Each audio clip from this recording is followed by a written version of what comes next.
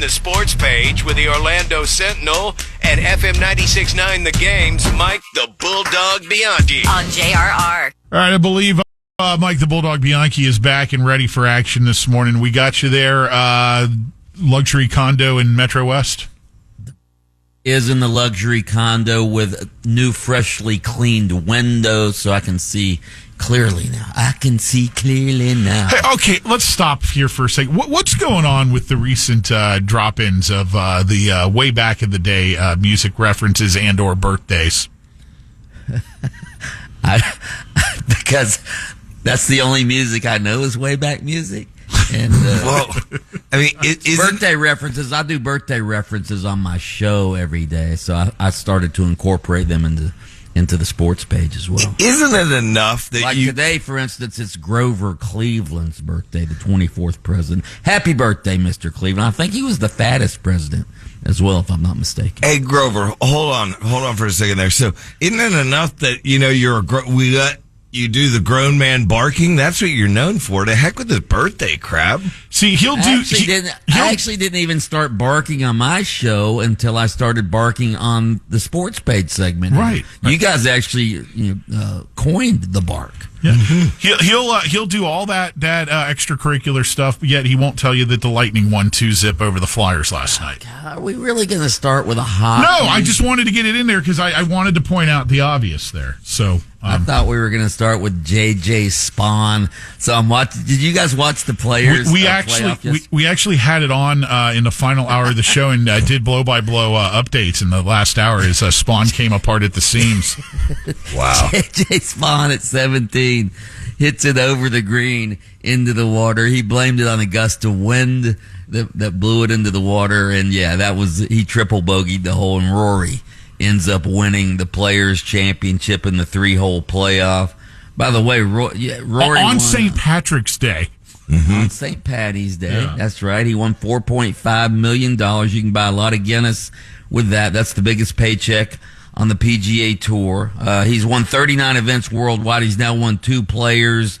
He's the most popular player on the tour, but he hasn't won a major in 11 years. So he needs to.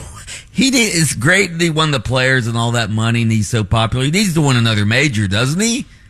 11 years? Yeah. Are you kidding me? And hey, let's not forget to point out what Pat, you mentioned yesterday about Spawn. Okay, he did fall apart. And he blew it, got a runner-up. He still made over $2 million. Yeah, 2.5, I think he made. Not bad for coming in second. Mm-hmm. So, speaking of a lot of money, did you see Kaká, the former Orlando City star, the Brazilian soccer star? He's selling his Isleworth mansion now. Oh yeah, $4.35 million. You guys, maybe we should all go in on it. It's a 7,000 square foot home. In Isleworth, 6 bedrooms, 7.5 bathrooms, has a little soccer field in the side yard, also an oversized pool in the back, and it overlooks a private body of water that isn't accessible to the Butler chain. So, is he still living in the home, or has he moved on? No, I think he's probably moved on. Of course, I don't think he lives in. This is probably him parting ways with Orlando. How nice would it be to have so much money that you could just have a mansion sitting idle? Right. Yeah. I mean, just think about that for a second. I couldn't even afford the lawn maintenance and the electric of an idle mansion. Yeah, and the property taxes and insurance. The utilities, God. Hey, Bulldog, can I ask you about this? Am I wrong in overreacting here that this team from South Alabama has gotten completely screwed in the NIT tournament? Have you seen this story? Yeah, I saw it. The NIT calls them up and says, hey, you're invited, and then this other team that apparently couldn't go to the NIT got clearance to go. I think it was one of the West Coast teams, and then they called up South Alabama and said, you're out now. After the coach had informed the players that they made the tournament there. Oof. Yeah. Wow. You know what ticks me off on this Ticked Off Tuesday? Speaking of basketball, did you see what the West Virginia governor's doing? Did you see this? No. Nothing bothers me more than pandering politicians. The West Virginia governor, because the Mountaineers got left out of the NCAA tournament, he's told the Attorney General to launch an investigation into the NCAA selection committee. Waste of time, Good waste of God. money, waste of energy. Pandering ass politicians. Nothing worse. Nothing worse. We've said it before when they do this stuff. Stay out of it. Good God. What else we got in sports? I didn't talk to you guys. Well, the playing games tonight, the tournament, I guess, before in earnest on Thursday. That's right. The playing games are tonight.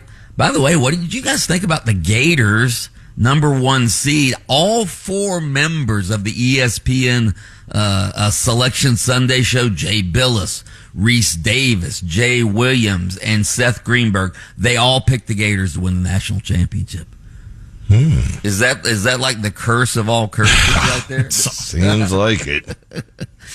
I'll tell you what, this Gator team is a juggernaut. They have a great shot to do it. It's going to be great following them through the tournament. So we'll see what happens. All right, Dog, sounds like you got an action-packed show ready to go over there on AM 740 and FM 96.9 A Game, where you host open mic. And now you bark there, too, apparently, I guess, right? Absolutely. Oh! Oh! Lynch and